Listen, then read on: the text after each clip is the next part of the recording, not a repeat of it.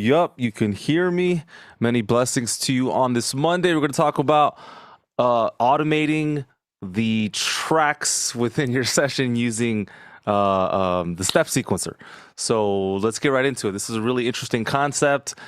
Before we do, I just want to throw out a quick shout out that I officially just signed a deal contract with Apple, and so we'll be having a lot more resources. Of course, we won't be able to talk about them until the NDA is off, but a lot of good things happening. Keep pushing, my good friends. It's all in front of you. You just got to reach for it a little bit. You just got to reach. It won't come by itself. So here, let me bring you into Logic. This little trick here is very interesting. There's a lot of different ways to do it. But I think this is the one as far as simplicity and efficacy goes. So here's a demo that I often use. Check it out. Hear that, right? Yeah, we're all good. Okay. So, music in general needs to move. We already know that. We can use automation. We can use gain staging. There's so many different tactics. We can use LFOs, we can use duckers, but this little technique here is particularly interesting. Probably the toughest thing as far as applying it is it's so new that it takes some getting used to. So again, just for reference, this is what we're working with.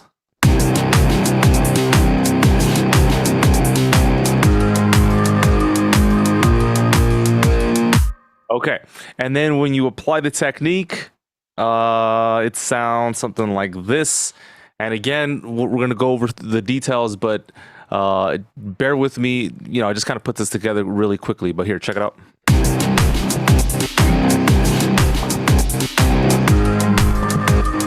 Okay, so what changed? Well, we got this snare where we're automating the reverb. Check it out. Now, if you turn your attention towards the channel strip, the left channel strip inspector here, you can see bus 1 is moving in a kind of like crazy way. Here, check it out. We can automate any channel strip parameter, mute, solo, pan, volume, all of the above, okay? We can also automate plugins, and that's what I'll show you next. Here for a MIDI, bear in mind, I was doing that, I'm not sure if you caught that, with an audio track. So that's really, really special, right? Because I'm using one format, audio track, and I'm through the magic of trickery here, which I'm going to show you, I'm using another format. So I'm using the pattern format to automate all of that information. So that's really, really special. We're going to go over all the nitty gritty. Let me just give you an overview. Remember that a good teacher always tells you, then they show you, and then they told you what they did. So that's the format I follow here. All right, so then that's audio, right? So then here's a software instrument track, and I am automating the high cut frequency. And so I'm gonna actually pull up the EQ so you can see this live on the spot. So this is actually how it's gonna move. Look. Hold on, I think that was the wrong one. Wrong EQ, 1 second. All right, here we go.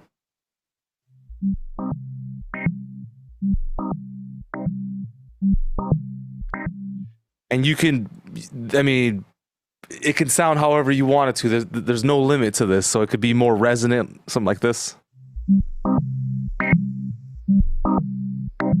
To me, this is very like science fiction, and it doesn't have to be that bold, right? You could be more subtle with it, but look, without it, it's this.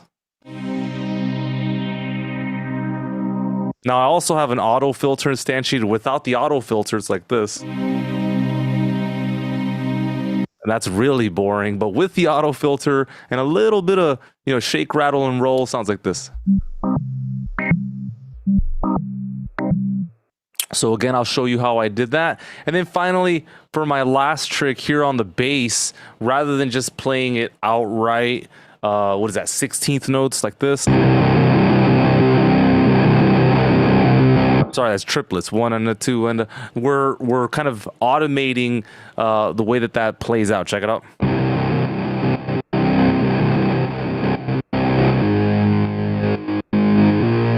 So you can create your own custom tremolo patterns. All right, so let's get into the trick. How do we pull it off? What's the deal? Well, Logic is so amazing. Continues to pique my interest as time goes on, because there's just a lot of little things that you can do, and the more you work with it, the more you study, the more you spend time working on actual music, not just tutorials, which tutorials are great. I'm all about it. I love formulas, but at some point you just have to get your hands dirty. You got to just get in there and figure it out. So how do we do this? Let's start from scratch. I'm going to delete the automation on all of these. Okay, let me start with the MIDI here. So again, the MIDI sounds like this. So it's just a basic pad, right? Okay. Without the EQ, it sounds like this.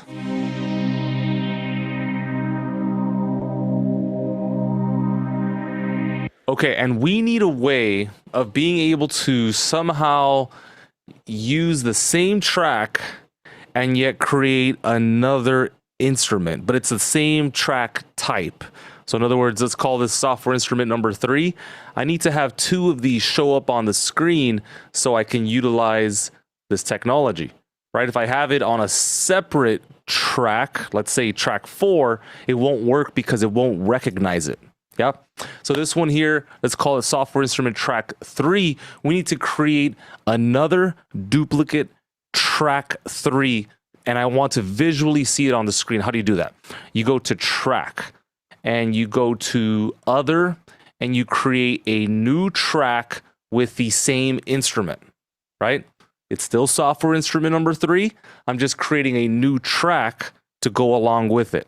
And this is how you're able to pull this off. And there's a lot more you could do here, but let's just start here. All right. So theoretically, it looks like 2 separate tracks, but we know it's not. How do I know? Well, when I start to pan, that's one indicator. If you've ever seen this behavior, you know why.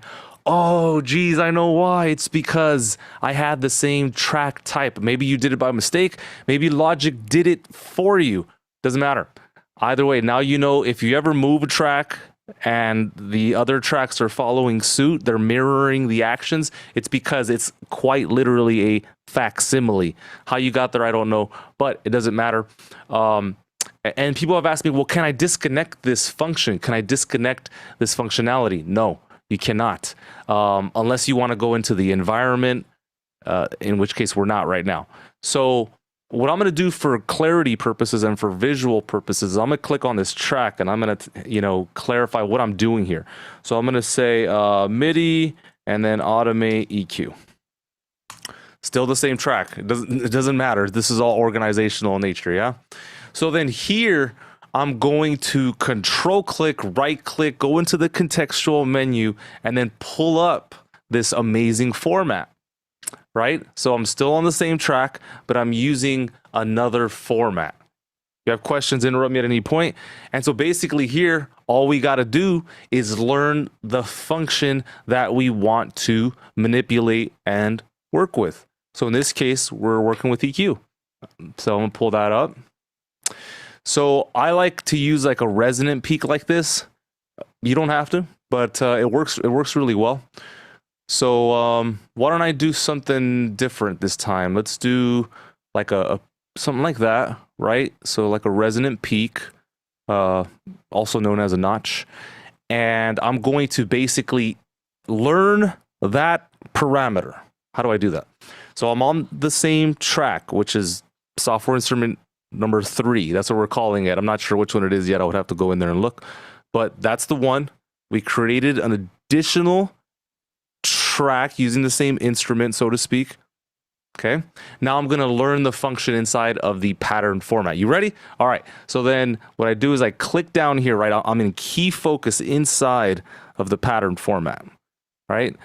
And so we click here in this menu and we learn. Key command, option, command L. All right, let's do that. Boom. All right. There's a flashing or a red highlighted learn button up here. Anything that I click now will be learned as an operation.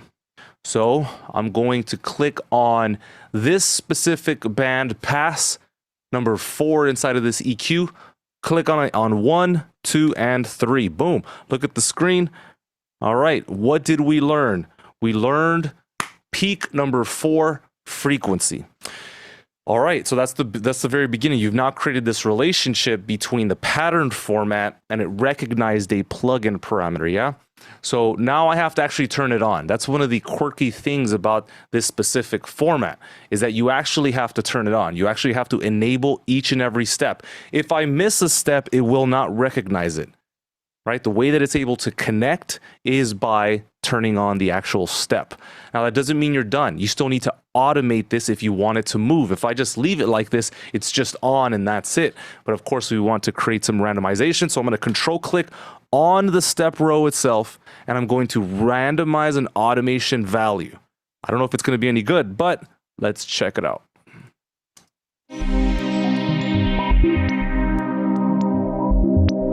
Okay. All right. Let's do it again. Let's randomize one more time.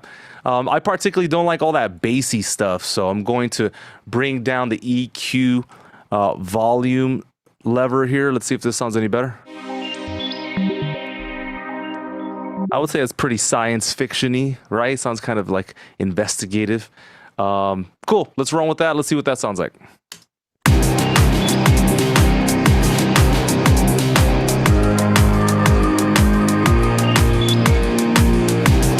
Now let's pretend again this was the outro, right? Where just the pads and the software instrument were working. Check it out.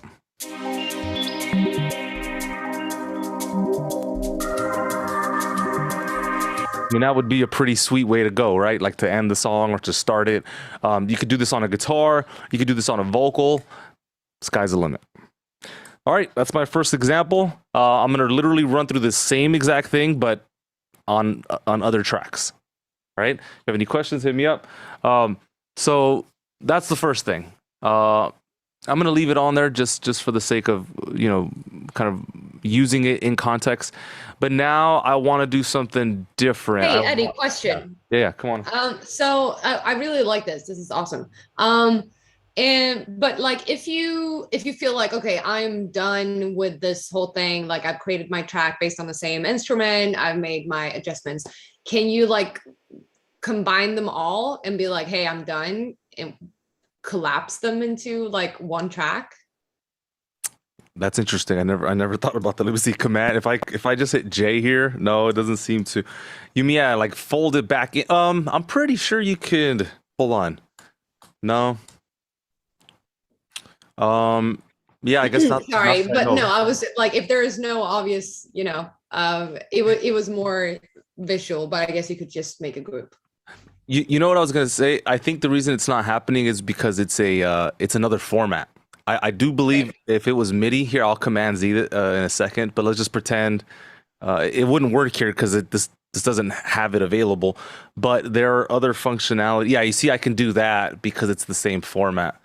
Man, I swear I'm starting to think Logic. Like it's in my blood now. Like it's literally that's just weird. But yeah, so what I would do then for organizational purpose, because OCD, I don't know if that's where you're going with this, but Shift Command D. Yeah, something like that. Yeah, I would probably just create a track stack. Yeah. I think that would be a nice little move right there. Yeah, cool. Thank you. You're welcome. But yeah, I mean, you could, this is just using this format, if I wanted to, let's say, burn, and I've showed this on this channel before, but if you wanted to, let's say, burn the modulation wheel, your pitch wheel, you can do the same technique. I'm not going to do it now, but hit record and burn the information here so it's separate. You can customize it as you wish, automate it as you wish, and then pull it together so it looks neat, like, and you could delete this one at that point because it's the same track anyway, so nothing's going away, so to speak. But anyhow, let me go back to this. All right, let's check that. Okay, all right, let's move on. No more science fiction. Let's go to the bass guitar here, this crazy guy. Okay, so now I'm interested in somehow changing that. Sometimes you have loops. Some people, when we write just with main sections, and you have to become really good at changing those sections if you're not going to go to an actual traditional B section. You know, if you're not going to change the chord progression, you need to be a master at this. Somehow figuring out unique ways to keep the songs interesting. So here I've got an audio track, and we're going to run through the same process. So it's track, other, and then let's see here. What was it? New track. How come it looks different here? Yeah, this was the language different? I think it was, right? Because this one says, sorry, I'm just starting. Yeah, is it because it's audio and not MIDI? Yeah, cool. I didn't even take note of that, so that's interesting. So that's going to say channel, but it's the same exact thing. Okay. All right, so then now we have loud bass, all the same thing. It's going to copy, right? That's how we know it's the same. I guess we would use the word channel now as opposed to instrument. Okay, so this one I'm going to, again, say automate. And I'm going to use this more like a tremolo. So I guess I'll also tell myself that. So you need to pull in a pattern. Okay, that looks good. And then we need to make a decision about what we're going to work with. And again, I think volume is the way to go for this. So I'm going to hit Option Command L. So now the learn function is on, ready to rock. I click on the volume channel strip, right? That pops up. And I'm going to get out of learn mode before I learn everything. And let me delete some stuff just to visually help us out. Cool. So again, this will only take us so far. If I just turn these on, nothing happens. Yeah, and I'm going to let me take off the science fiction stuff. What's cool about this is all I have to do is mute the specific MIDI automation, and it's gone. I mean, it's still there visually, but it's not audible anymore. Okay, let's work with adding some tremolo. This can be a little different where, you know, we just take out the volume of every other step. I wish this was automated where, you know, you could just tell it somehow like every other step. It may be, but I just don't know about it yet. So listen to this part here. Okay, so I like that. And then on the fourth, should be here, I want it to ring out loud. And then hold, right? Let's see what that sounds like. Okay, they all need to be one consistent volume. Okay, let's see if that works. Maybe too loud, but let's just try it.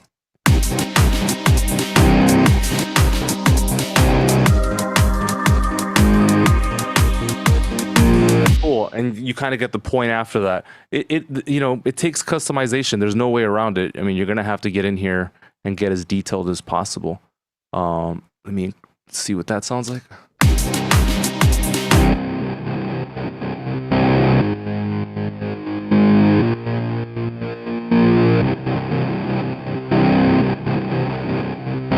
Okay, now let's say you find a spot that feels more or less good, but you need to bring the overall value of all of those steps up. And then basically here within the row, you click, you drag up, and that should get you mostly there. Let's see if that's true.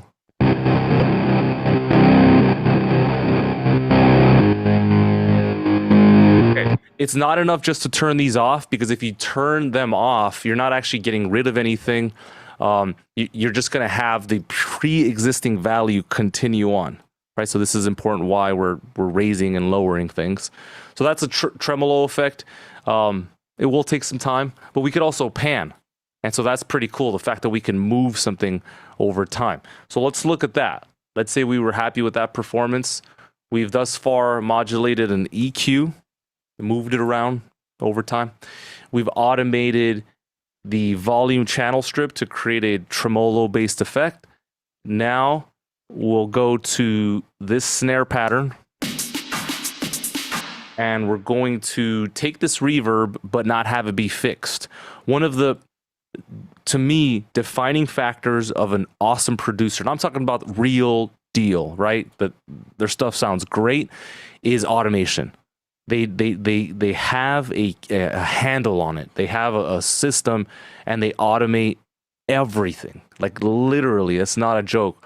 Every time I've studied the greats, it always goes back to automation. If you feel that's incorrect, let me know. But I really, every time I look at somebody that's big time, you know, awards, the whole 9 yards, I look at their automation and it's just ridiculous. So we're going to look at this. We don't want a fixed reverb for this. I'd love for it to somehow build up or just change over time. It'd be really cool. I'm using this reverb here, which is a really nice reverb. I'm not sure if this is like a emulation of a, I don't know, lexicon or something, but it's really nice. It's really, really pretty reverb. And so we're going to use that. Without it, the signal sounds like this. Okay, and then with it, we get more this. But that could be a little deafening, right? It's just like swallowing the whole spectrum. So let's get this to move. Same technique. This time I'm just going to use key commands because I automate a lot of this stuff. And I'll just say automate verb. Cool. Let's get the format in there. Beautiful. We have to learn the bus. So this time I'll go here, click, learn, hit the bus. That's on the screen. Let's get out of learn mode, right? Delete everything. Let's delete, like, oh, sorry about that. Where am I? Yeah, here, delete. Okay, good. All right, last step, turn them all on. And let's get this to randomize. I'm gonna control click on the roll. Boom. Let's see what it sounds like. Actually, that's not too bad, to be honest. Let's listen in context. All right, hold on. Let me mute these other ones so we can hear this. Now it's moving too much, obviously. Here we go.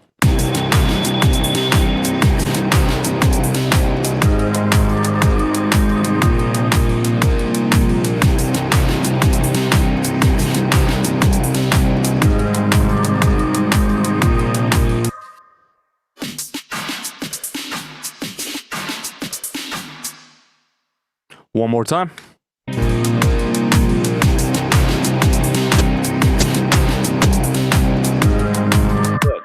All right.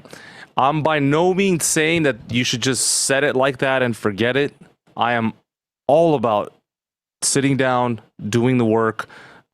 Man, I'll rebuild a mix from the kick up. Like literally, I will listen to every element until I am 100% satisfied, or at least it's good enough to continue moving forward until I replace it or, you know, improve upon it. But, you know, take your time with this stuff. I just thought the technique was so ridiculous and nothing can really pull it off. You won't be able to get the sound, you know, manually. Like if I try to get this EQ thing, you know, like for example, if I try to go into the automation world here and, you know, pull up the EQ, it wouldn't happen. It'd be too complex. Sure, I'd come up with something, but you know, the fact that it's moving at the rate at which it's moving, it would be impossible to recreate in that fashion. So, any questions? Does this all make sense? Do you understand that it's another track? It's not too confusing, right? Yeah, it's cool. It is cool. Yeah. I actually see you using it, Knight. I really do. Even if it's just really subtle, kind of in the back kind of stuff. Let me know what you end up using it on, and you know, look, I'm using it on the channel strip. You can use it on the bus, right? You could do it on the master. I mean, there's so many different applications, but nevertheless, this wasn't even announced when Logic released 10.6, 10.5. So you can only imagine how much deeper this DAW gets. It's just like, what else, guys? Like, what else are you gonna bring out? I thought I was already like mostly informed, but 'tis not true. Cool. All right. Well, if there's anything else, I'm happy to cover it. If there's anything you're working on, I'm happy to look at it.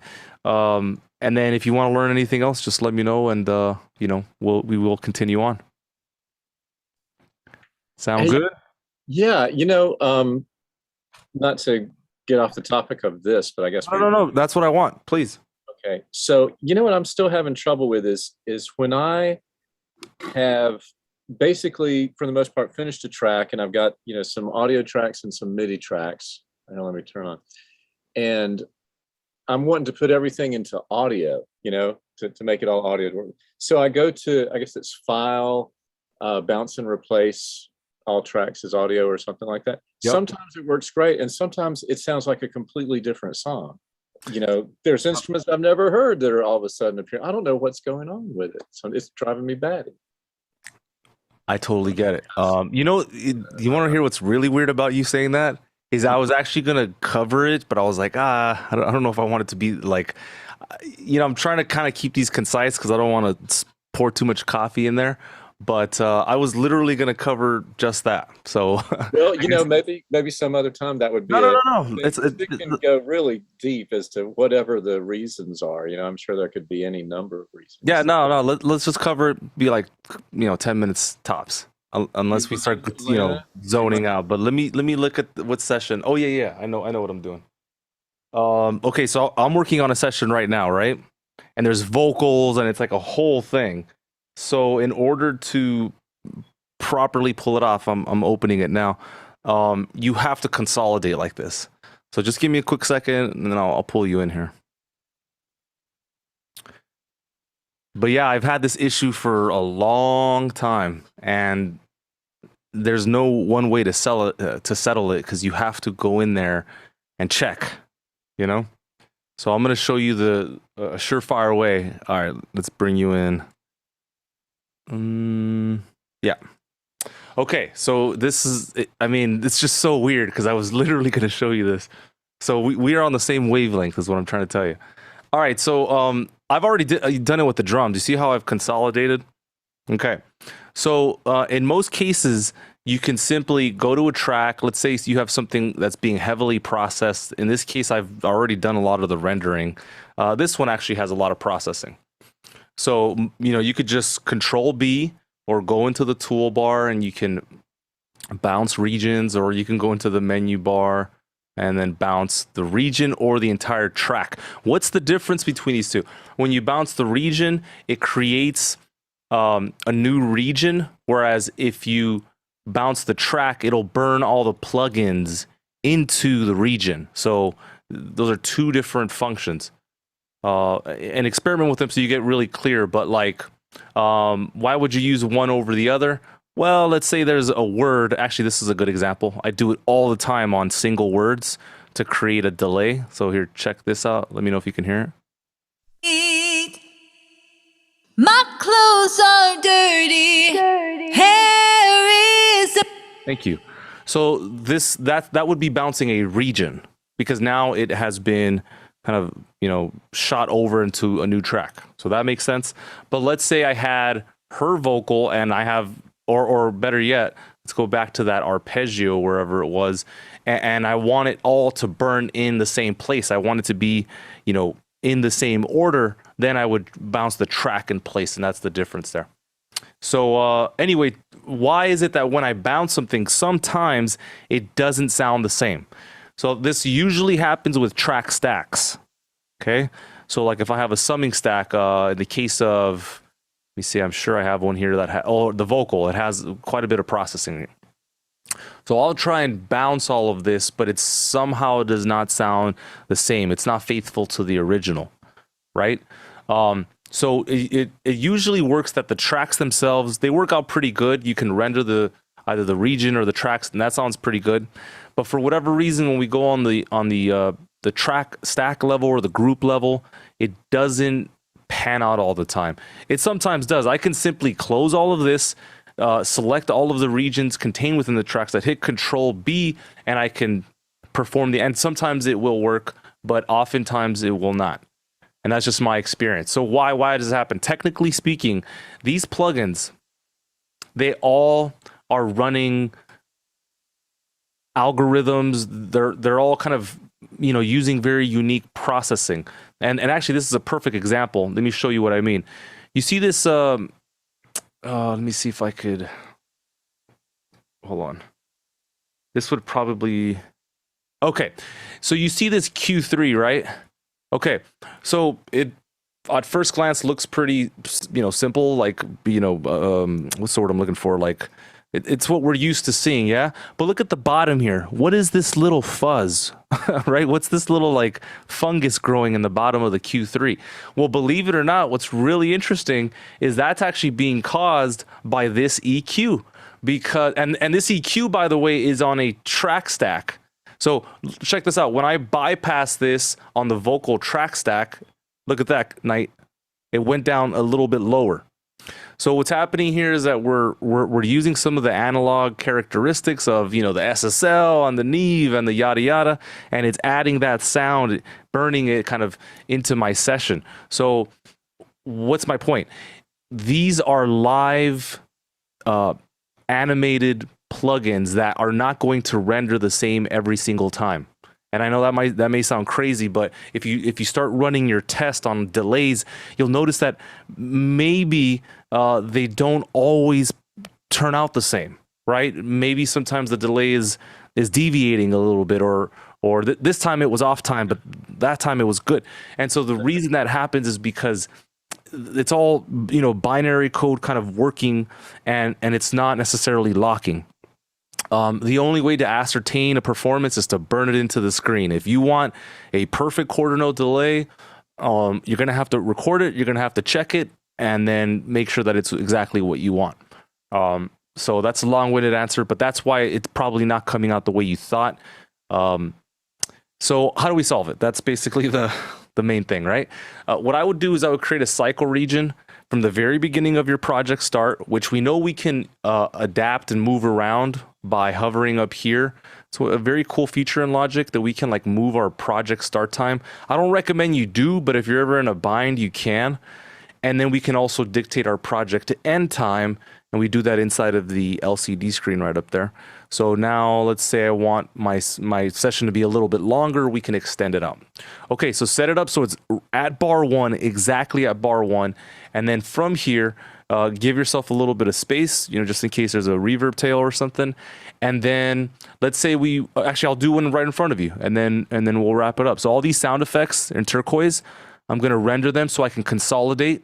Okay, I don't need to have these, all separated like this. It's really just a waste of space and energy. So I've soloed everything, Night, and then on my stereo output, I need to bypass these plugins because otherwise I'm going to kind of master on top of master. That's not good practice. So everything's been soloed. I have a project start, project end time, and then I'm gonna hit Command B, or of course we can go back to the familiar places, but Command B, and I'm working with 4424 right now, and so I'm gonna send this off. And actually there's one more thing. There's a little button that you can enable called Add to Project. And what that means is rather than having to go fish outside of your DAW, you can actually just send it inside of this specific project. All right, so I'm going to do that just to show you how to, because I know you can go find a file, so let's learn something new. And I'll call this SFX consolidated. All right, so I'll send it to the desktop even though it's going to be within my project file. Okay, that's going to render, and when it opens up, I'm going to open up the project audio bin, key command F, and I'm going to find this at the very bottom of the selection. So all the way, where all my audio files are contained, I just need to scroll all the way down, grab it, bring it into bar 1, and that'll solve it. And that'll solve it like 9.5 out of 10 times. Let me ask you while we're waiting here. You said that there were other instruments in the session? Yeah, well, that's what it sounded like. I'm sure what it was something. Well, you know what I did? Because instead of doing them individually bouncing places, I went up to, like, if you go to the file bounce menu, there's that one that you didn't touch on. It's bounce and replace all tracks. Bounce and replace all tracks. And I'm wondering if I might have had a hidden thing or something, but it would have been muted. So I don't know what the deal was. It was probably some kind of weird, effect that was like how you're talking about the delay is different. Sometimes it sounded like it was, I don't know. It just really pissed me off though. Well, hey, you can't rely on automated processes. I love bounce and replace all tracks. I actually do it to every single project when I'm done with it. just in case. So do you take any precautions before, other than what you've talked about already, when you do the file bounce and replace? Is just the same kind of? Yeah, so with musical, like actual songs that I'm writing, with vocals, like I guess I would call them important songs. Right. Then I consolidate like this, and it takes forever, but my peace of mind is greatly heightened. I just feel relaxed about the whole session. And if it's just music licensing, I just bounce and replace all tracks. It's a different specimen, if you will. It doesn't mean the same thing. Yeah. I got you. So let me create an audio track here. Now I deleted all the sound effects, right? This is a different batch. I'll have to do this separately, but here it is right here. And then I told you, if you go into your project bin and you scroll all the way to the bottom, this was called SFX Consolidated. I hover over the file, it turns into a little hand, and then I just click, drag all the way over to bar 1. Okay, let me just make sure. Yep, it's right at bar 1. I could tell. And let's just listen.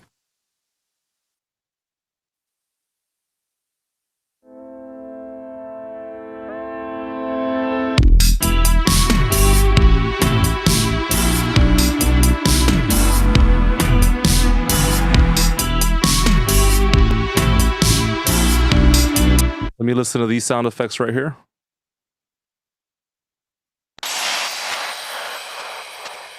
Yep, sounds perfect, just the way I mixed it.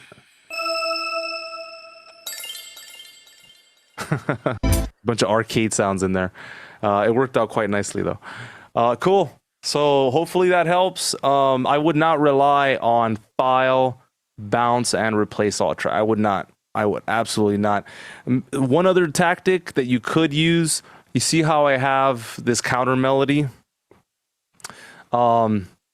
I guess something that you could also try. Let me see if this works. I'm just experimenting now. Okay, and then let's bounce this. Test. And notice I created a MIDI region. Okay, let me see if this sounds true to form. Yeah, it actually sounds pretty decent. So in that case, it worked. But also, you have to know your mix, right? Like I know what it sounds like. I've spent a lot of time with it. Here we go.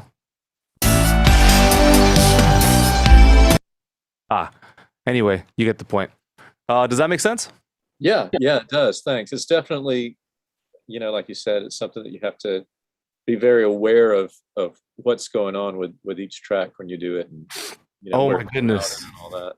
Yeah, this is the highest form of music production. There's various levels to it. This right here, without question. Look, I'm on project alternative number 9 at this point. So this has gone through so many iterations. We just changed singers. I have to remix her vocal. I mean, you have to learn how to do this, because look, this song had like over 100 tracks, and just by consolidating, I'm already on 44. So you can imagine that helps a lot, right? Yeah. Cool. I'm so glad that you brought that up. Thank you so much. That's so weird that we're on the same wavelength, but blessings to you. Okay, so on Wednesday, let me just see here. We're going to be working with mastering tilt EQ. If you're not that good at mastering yet, you don't have like full faith, maybe you've gotten lucky a couple times, this technique actually really helps polish things up. So we will get into it on Wednesday. Thank you so much for hanging out. I appreciate it. Thanks, Eddie. See you guys later. Thank you. Bye, Elena. See you later. Bye. Take care.